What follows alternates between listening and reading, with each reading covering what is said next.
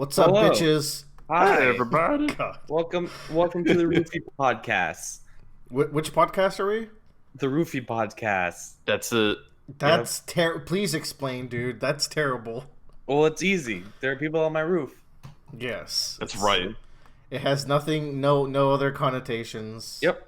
Oh. Just a cute little roof cast. Yeah. Joe has people doing his roof, so this is going to be a disaster. But whatever. You Remedy don't- Roofing. People I don't can come be their here for address quality. right They come here for something. I don't know. Hey, by the way, just public service announcement here.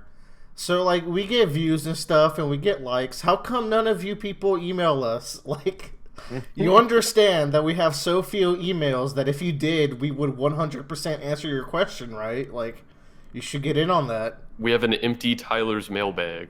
And it's still empty, but you could change that, and you will have like 100% chance of a response. That's a good deal.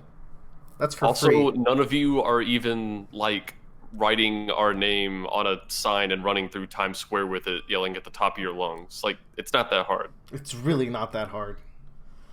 Well, maybe one day the fan base will get at that point, but Maybe one day. for now, we're gonna deal with it with this 10th episode of the Roundabout Cast. Good job, did guys. it. We did it. We're We're number 10 10. years old. Double digits. This is the 10th one. We can retire after this. No. Well, we can, but doesn't mean we will. No. Whoa, Joe just sent us something we should talk about. No, what? No. That's no.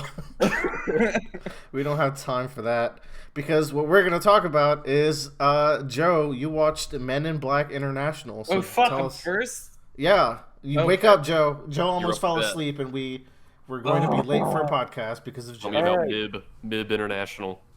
Cool. Just like my move. Just so for this section, just like the movie, I'll keep it short.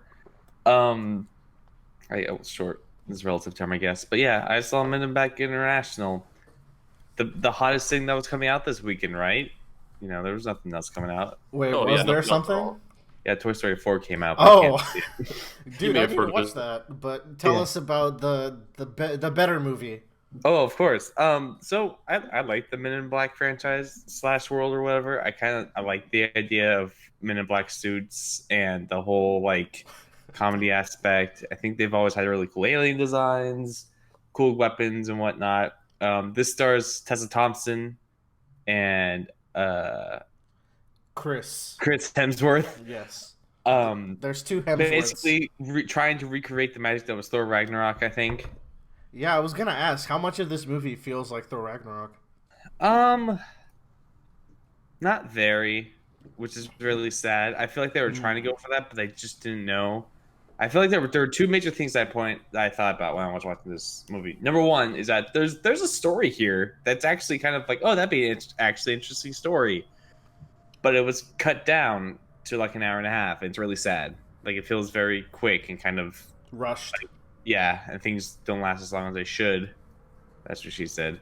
And then the other thing being is that like the comedy portions to this just feel like robotic. It's really weird.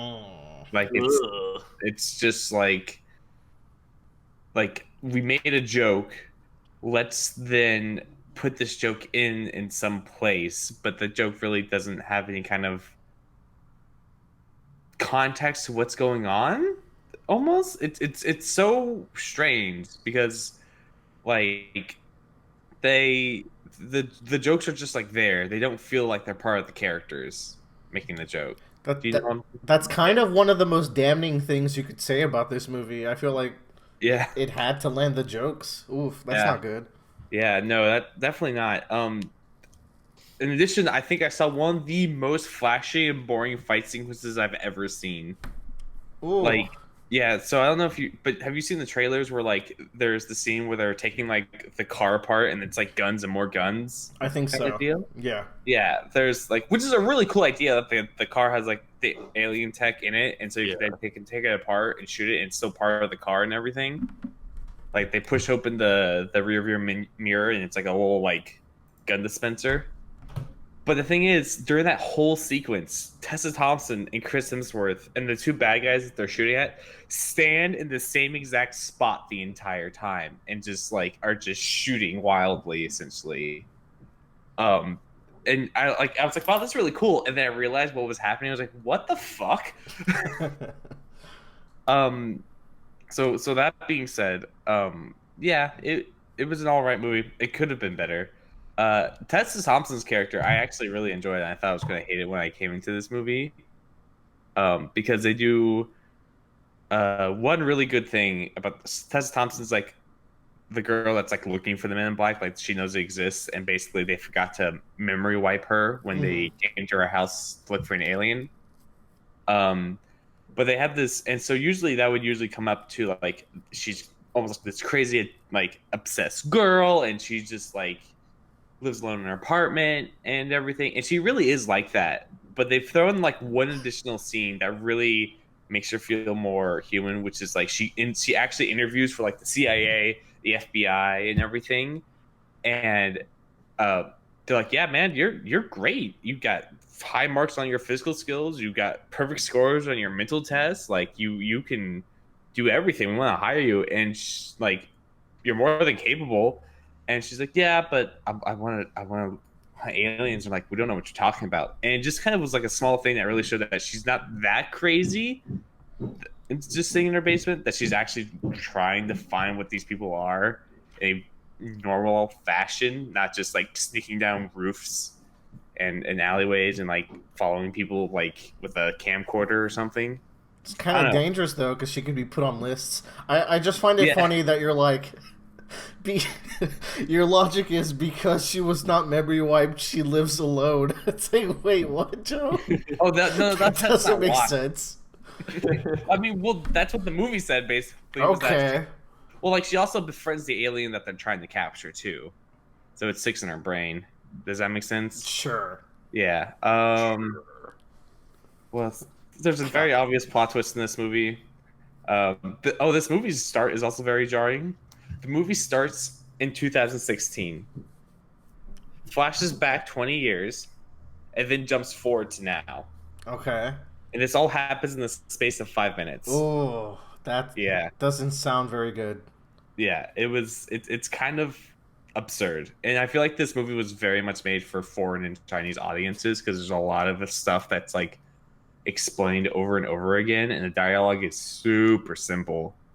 I could see that. That's been a popular trend in the like big money blockbusters these days. It is MIB International. Yeah, true. Yeah. That. But overall, I think like they did a good job in like the style and the way that the aliens look, and the way that the guns work and the guns look. Chris Hemsworth looks great in his suit. It was kind of weird. I was like, wow, he looks really good. But yeah, I give it a solid 2 out of 5. Go see it if you get free movie tickets like I did. That's a good rating for something like that. That's better. That's higher than I thought it'd be. So I mean, it was just kind of schlocky, and I was just like, whatever for it. I kind of expected it to be that kind of like that. So, I mean, yeah, a 2.5 isn't the end of the world, or a 2 out of 5 isn't the end of the world. No. Anyways, yeah, that was